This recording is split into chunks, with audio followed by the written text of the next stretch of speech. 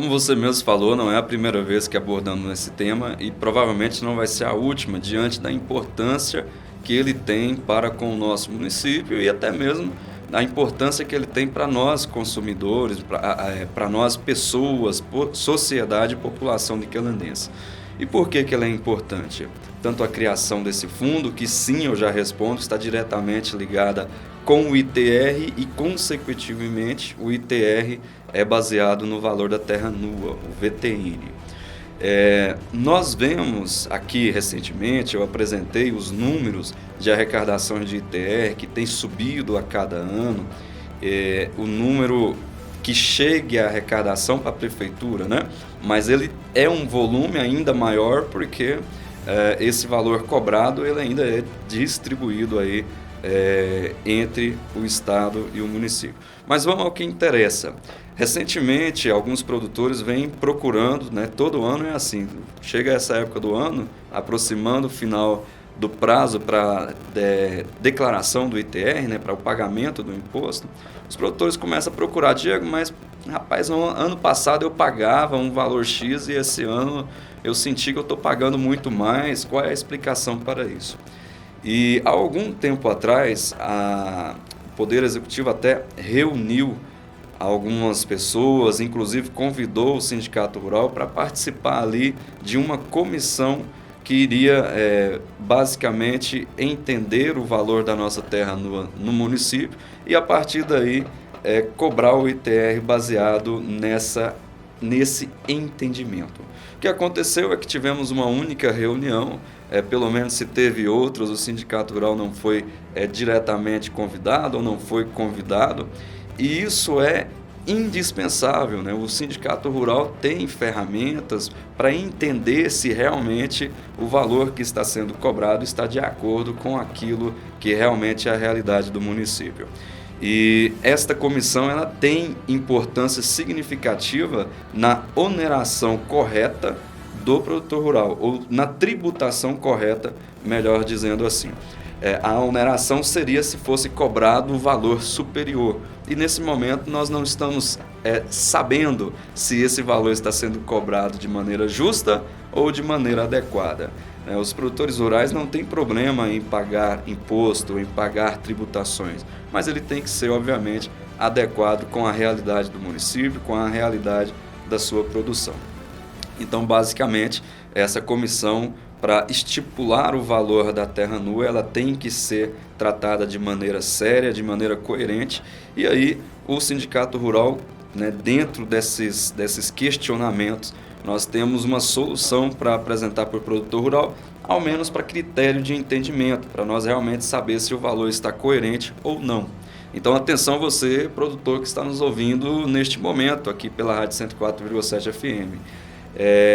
Nos procure, seja na sede do Sindicato Rural ou através dos nossos telefones e encaminhe para nós os seus últimos 3 ITR, para nós avaliarmos qual foi o acréscimo percentual de cobrança e se esses valores de acréscimo, de revisão, está de acordo com o valor da terra nua do nosso município de Niquelândia. Ele tem que ser de maneira ajustável, para cada região um valor diferente, não dá para ter o mesmo valor da terra nua de uma região plana, com alto potencial produtivo e mecanizado, em uma região que não tem esse mesmo potencial produtivo e potencial de mecanização. Então, tudo isso é critério que deve ser levado em consideração para estipular o valor da terra nua. E aí é importante a comissão ser bem feita, porque não basta pessoas que talvez acham uma coisa ou outra estarem nessa comissão estipulando o valor da terra nua. Não, esse trabalho é um trabalho que deve ser feito por técnicos da área, por agrônomos, por pessoas da área de estudo de terreno, agrimensores, e isso é fazer o trabalho com seriedade e estipular um correto valor da terra nua VTN. A terra, a gente está falando de uma empresa, né?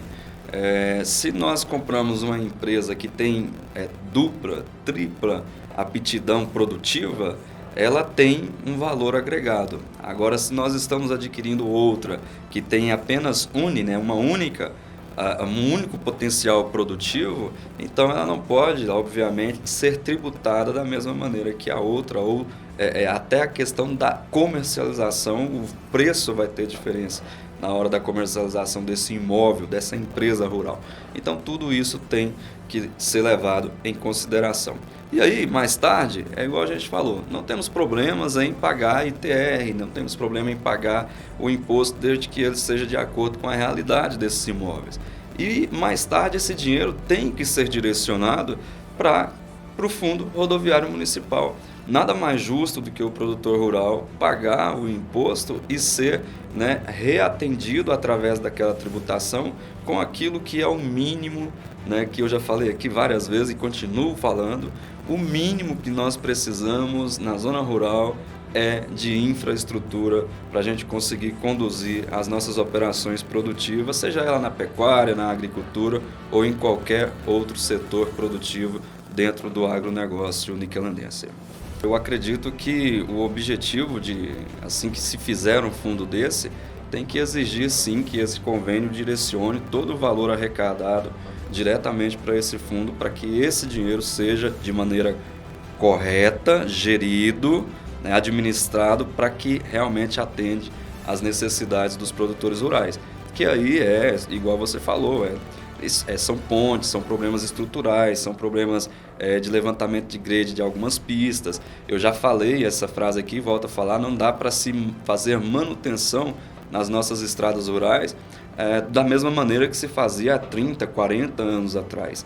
Os caminhões, os veículos que percorriam essas estradas eram hoje outros completamente diferentes, que levam um peso maior. Então, era menos veículo, hoje o tráfego é bem maior, tem transportes escolares que também utilizam a mesma via, tem o turista que utiliza essas vias também. Então tudo isso tem que ser levado em consideração na hora de fazer uma correta manutenção. E é indispensável ter recurso financeiro.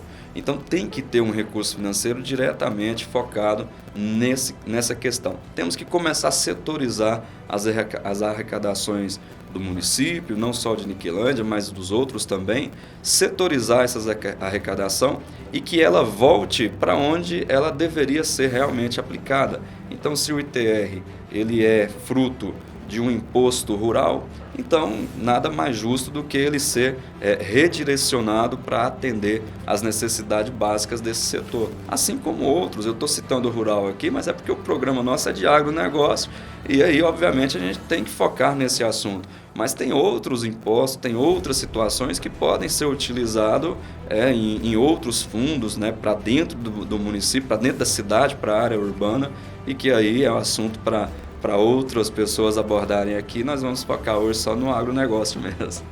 O que a gente tem que levar em consideração quando nós falamos de administração, seja ela pública ou privada?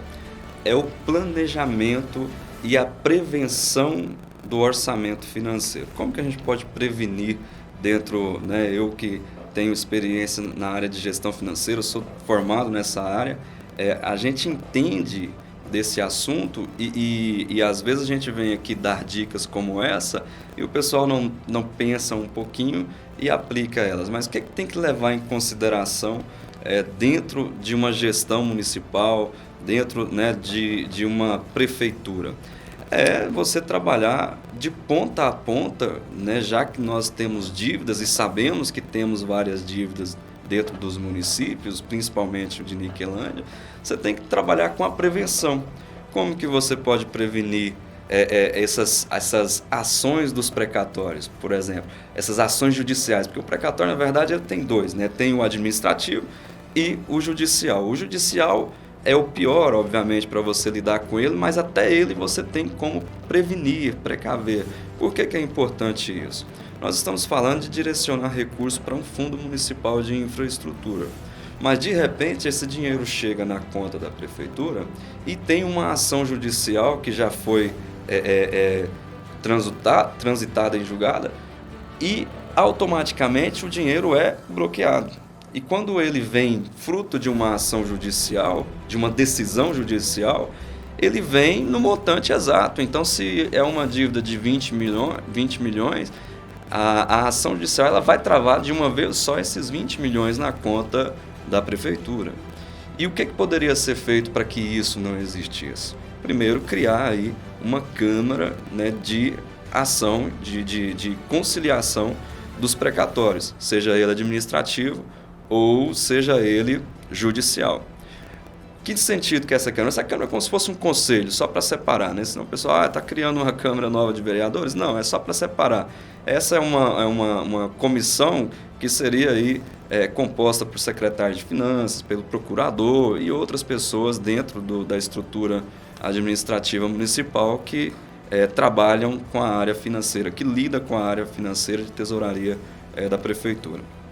O que poderia ser feito para evitar que em uma única tacada uma ação judicial travasse um montante muito superior, talvez até impactando e muito as outras ações do município?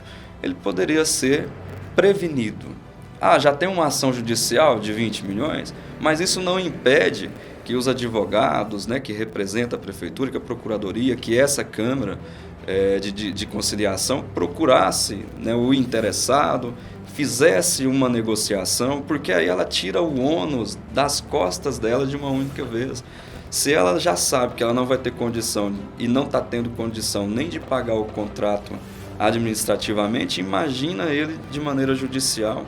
E aí isso fere diretamente o orçamento, um dinheiro que poderia estar sendo utilizado para infraestrutura, um dinheiro que poderia estar sendo utilizado para outros setores, ele vai ser de uma vez só sequestrado. Então deveria, através dessa Câmara de Conciliação, começar a levantar todas essas dívidas que o município tem e provocar negociações de acordo com a capacidade de pagamento atual. Ora, temos tal capacidade de pagamento atual, né? Com esse setor aqui nós temos 20 milhões de dívida, vamos negociar, deixa eu parcelar isso em 1 milhão, né? Deixa eu conseguir um desconto através disso. O negócio é tão sério que já virou moda até, e tem muita gente ganhando dinheiro com isso, com empresas que compram precatórios. Olha para você ver. E a prefeitura poderia estar atuando diretamente nisso, prevenindo essas ações, seja elas administrativas ou judiciais, que entra de uma vez só e assola os cofres da prefeitura. E através deste planejamento sobraria recurso para aplicar em outros setores. Porque a maioria das prefeituras não cria uma Câmara de Conciliação para negociar essas dívidas. Então, pessoas, empresários, se especializaram em negociar dívidas de precatórios e aí ganha dinheiro com isso. E é um dinheiro que a prefeitura poderia estar deixando de gastar se ela mesma tomasse esse papel de procurar. Olha, vamos supor aqui, vamos dar um exemplo, vamos supor que o OESA tem um precatório lá, seja ele administrativo ou judicial, de 10 milhões. Poxa, é muito melhor a gente negociar e pagar parceladamente do que correr uma ação judicial durante um ano e meio, e na hora que chegar ela para a prefeitura, aí já não tem mais o que negociar. Tem que pagar de uma vez, porque o dinheiro é travado de uma única vez. E aí impede de que outras ações sejam feitas. E várias outras ações. Cito aqui, nós tivemos uma lei feita no governo bem passado, aí, que passou na mão de outros governos, que é uma lei que daria cestas básicas e vale gás para os servidores públicos da prefeitura de Niquelândia. O prefeito que criou essa lei pagou durante alguns meses e depois parou de pagar, não conseguiu mais fazer o pagamento dessa lei municipal. Porém, a lei continua existindo. Olha que loucura. Eu não consigo cumprir a lei é minha, mas eu vou deixar ela existindo. Ele saiu do governo, entrou outro governo, falou, não, eu não posso dar baixa nessa lei, porque senão o povo vai brigar comigo. Mas o povo já estava brigando, não estava pagando. Se não está pagando, então já não está cumprindo a lei. Mas por que eu estou citando isso? Porque é uma lei que passou vários governos sem ser dada a devida atenção, e ela passou esse período todo gerando precatórios administrativos e mais tarde tornou precatório judicial.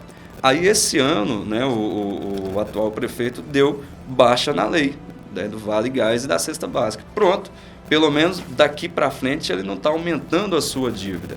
Agora para trás ele já vai ter que ou negociar essa. Eu vi até um anúncio seu na hora que eu estava vindo para cá, do programa, se eu não me engano, de ontem, para as pessoas procurarem, né, o sindicato rural e passar quanto tempo que ela está na prefeitura, o tanto que ela tem direito para fazer os cálculos desse precatório. Então, veja, e problemas igual a esse, ele é recorrente, né? Não é esse aqui eu usei como exemplo, mas ele é recorrente. Às vezes um prefeito anterior criou uma lei que está gerando precatórios para a prefeitura até hoje e não foi feita uma investigação. E como pode ser feita essa investigação dentro da esfera administrativa municipal?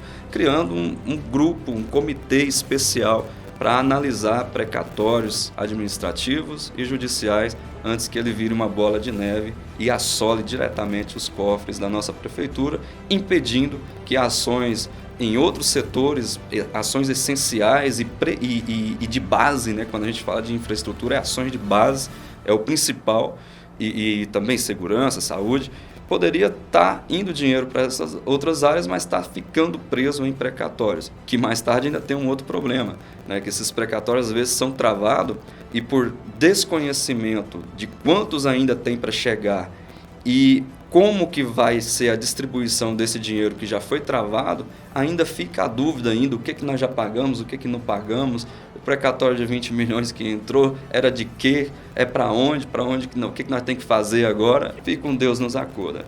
É melhor prevenir o problema do que esperar que o juiz chegue com a decisão, olha, precatório tal, a prefeitura tem que pagar. A lei, inclusive, já estipula agora, a lei federal estipula já o prazo para esses precatórios serem pagos, se eu não me engano, até o final de 2024. Então tem que correr com essas negociações, organizar e preparar os cofres da prefeitura para que ela consiga cumprir os precatórios e não ter dinheiro sequestrado diretamente, ou judicialmente, ou daqui a um tempo até diretamente da fonte, né? O governo vai fazer um repasse, não, é tantos por cento aqui que já vai para pagar saúde e educação, mas esses aqui já manda direto para a conta da justiça. É muito complicado, tem que ter planejamento, tem que ter estratégia, tem que ter gestão. O assunto de precatórios, o assunto de ITR, ele é muito extenso. Nós fizemos aqui só um resumo sintético daquilo que é fácil para todos entenderem. Aqueles que quererem aprofundar um pouquinho mais, pode estar entrando em contato via WhatsApp, via rede social, que terei o maior prazer de estar explicando sobre essas ações administrativas que pode ser tomada aí, tanto sobre uma questão, sobre outra, explicando o objetivo de cada uma dessas ações. O assunto é extenso, nós vamos precisar ficar aqui quase um podcast, viu, Wesley? Mandar um abraço aqui para todos da região do Criminoso Imuquém, que eu estive visitando no decorrer dessa semana, e também um especial aqui para minha tia Nadir Coelho, está fazendo aniversário hoje, parabéns, muitos anos de vida e saúde, e para todos os ouvintes ligado aqui ao programa Niquelândia Notícia, Rádio 104,7 FM. Até a próxima quinta do Agronegócio.